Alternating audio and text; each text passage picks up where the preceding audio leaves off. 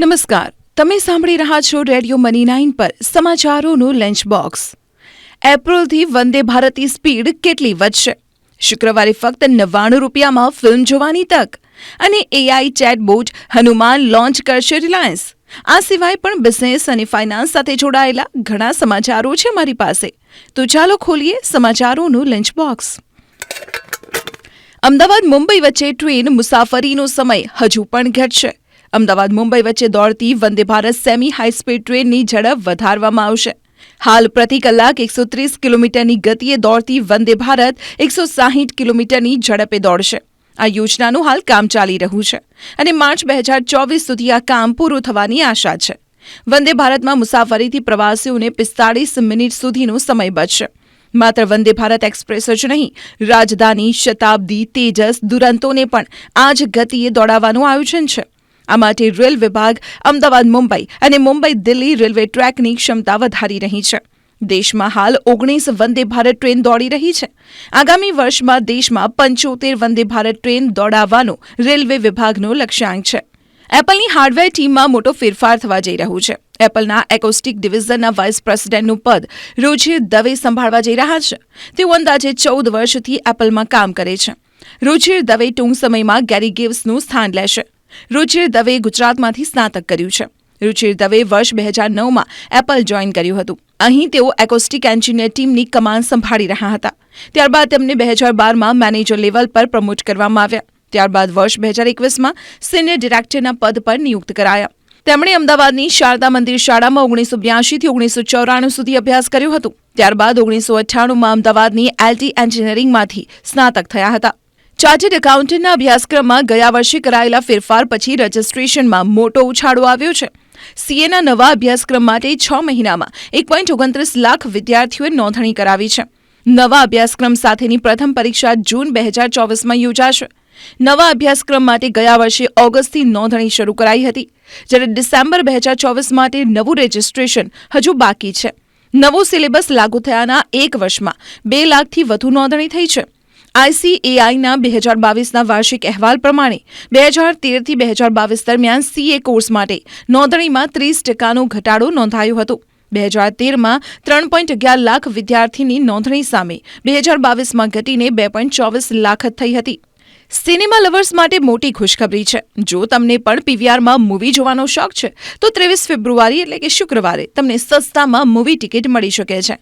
23 ફેબ્રુઆરીએ cinema lovers day છે. આ દિવસે તમે તમારી મનપસંદ મૂવી ફક્ત 99 રૂપિયામાં જોઈ શકો છો.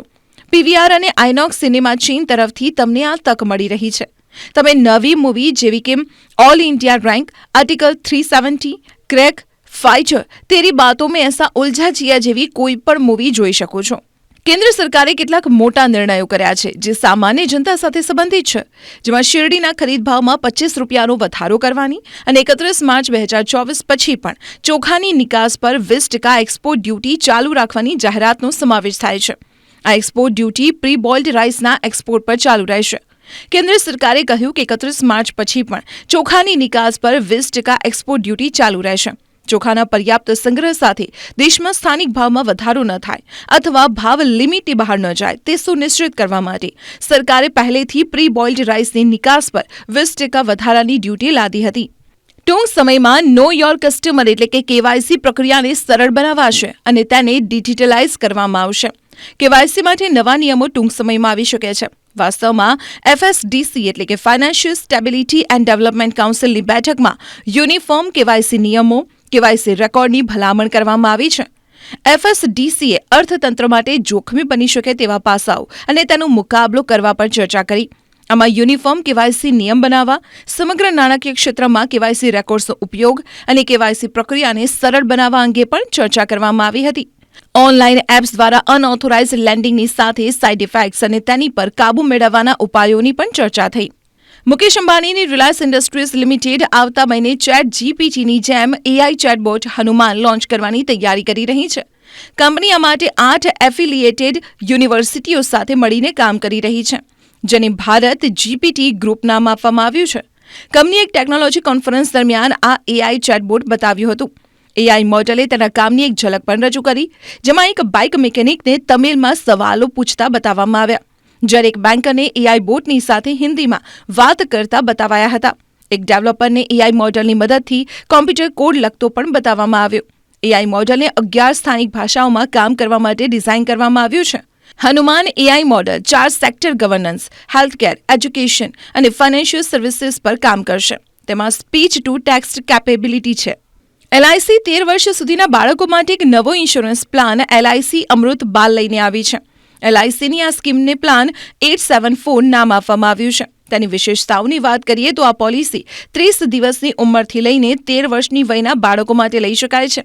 મેચ્યોરિટી 18 વર્ષથી 25 વર્ષની ઉંમરમાં હશે. પોલિસી માટે 5, 6 અને 7 વર્ષની પ્રીમિયમ પેમેન્ટ ટર્મ પણ ઉપલબ્ધ છે. પ્રીમિયમ ચૂકવણીની મહત્તમ મુદત 10 વર્ષ છે. તમે સિંગલ પ્રીમિયમ પેમેન્ટનો વિકલ્પ પણ પસંદ કરી શકો છો. આના માટે તમારે ઓછામાં ઓછા 2 લાખનો વીમો લેવો પડશે. મેચ્યોરિટી સેટલમેન્ટને મની બેક પ્લાનની જેમ 5, 10 કે 15મા વર્ષે લઈ શકાય છે. તો સમાચારોના લંચ બોક્સમાં આજે માત્ર આટલું જ. તમે સાંભળતા રહો રેડિયો મની 9. અમે લઈએ વિદાય. નમસ્કાર.